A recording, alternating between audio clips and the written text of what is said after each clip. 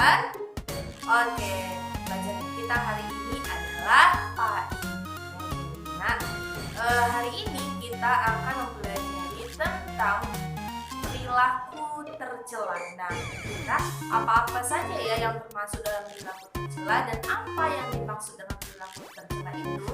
Nah, jadi silakan lihat ya video ini. Oke nak, jadi hari ini kita belajar tentang menghindari perilaku tercela. Nah, kira-kira apa ya yang dimaksud dengan perilaku tercela? Nah, perilaku tercela adalah perbuatan atau sifat manusia yang bertentangan dengan norma-norma atau ajaran agama dan sifat yang sangat dibenci oleh Allah Subhanahu wa taala. Nah, jadi nak, perilaku tercela itu maksudnya adalah perilaku yang buruk, yang tidak baik, ya kan nak? Nah, perilaku tercela itu juga nak disebut dengan akhlak madmumah. Nah, jadi nak, hadis yang berkaitan dengan sikap tercela yaitu akmalul mu'minina imanan ahsanuhum khuluqan. Nah, artinya orang mukmin yang paling sempurna imannya adalah yang paling baik akhlaknya. Nah, itu dia hadis yang berkenaan dengan sifat tercela ya, nak. Nah, contoh-contoh perilaku tercela. Nah, apa aja ya kira-kira contohnya? Nah, kita bahas satu persatu ya, nak. Yang pertama itu ada hasad. Hasad itu maksudnya adalah dengki. Nah, kira-kira apa itu yang dimaksud dengan dengki ya? Nah, jadi dengki itu ialah atau hasad ialah tidak ikhlas atau iri hati. Nah, tidak ikhlas atau iri hatinya yang bagaimana? Nah, jadi kalau melihat orang lain itu senang dalam kebaikan, nah kita marah. Nah, apa contohnya, nak? Misalnya ada teman kita yang memiliki tas baru. Nah, kita jadi marah gara-gara itu.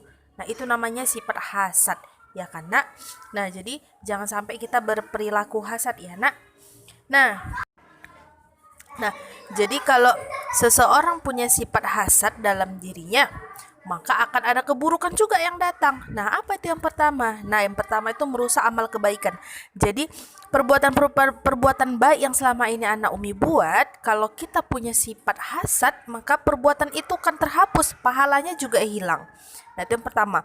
Yang kedua, menimbulkan pekerjaan dosa dan maksiat. Iya, jadi kalau punya hasad dalam dirinya, maka akan ada perbuatan dosa selanjutnya yang akan kita perbuat.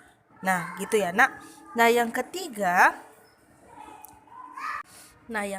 terhalang segala kebaikan. Nah, maksudnya apa? Nanti kebaikan-kebaikan akan mau datang itu akan terhalang semuanya karena kita punya hasad dalam diri kita. Kemudian sifat hasad itu ingat ya, nak, pasti dimurkai Allah, iya kan? Kemudian bencana-bencana akan datang karena kita punya sifat yang tidak bagus. Nah, jadi bencana akan datang. Nah, yang selanjutnya hatinya selalu kacau, hatinya itu nggak tenang. Nah, kalau kita punya sifat iri, dengki, itu hati orangnya nggak akan tenang.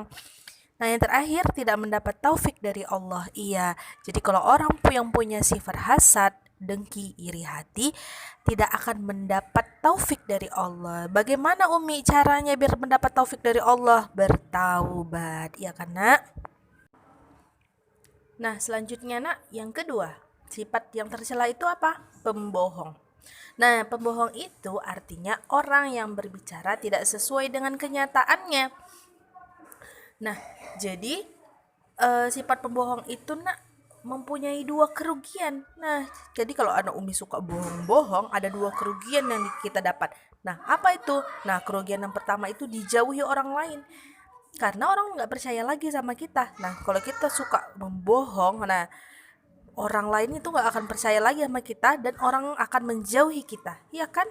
Nah, kerugian yang kedua apa? Nah, ia akan mendapatkan azab. Nah, ia akan mendapat azab atau siksa Allah di dalam neraka. Nah, dan ia akan termasuk dalam kelompok munafik. Nah, sedangkan, nak, orang munafik itu apa? Nah, orang munafik itu apabila dia berbicara dia berdusta, apabila berjanji ia ingkar, dan apabila diberi amanah dia khianat. Nah, maka jauhilah sifat munafik ya, nak.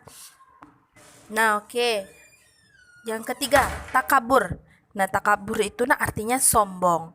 Nah, apa yang dimaksud dengan sombong? Nah, kalau sombong itu merasa diri lebih baik dari orang lain.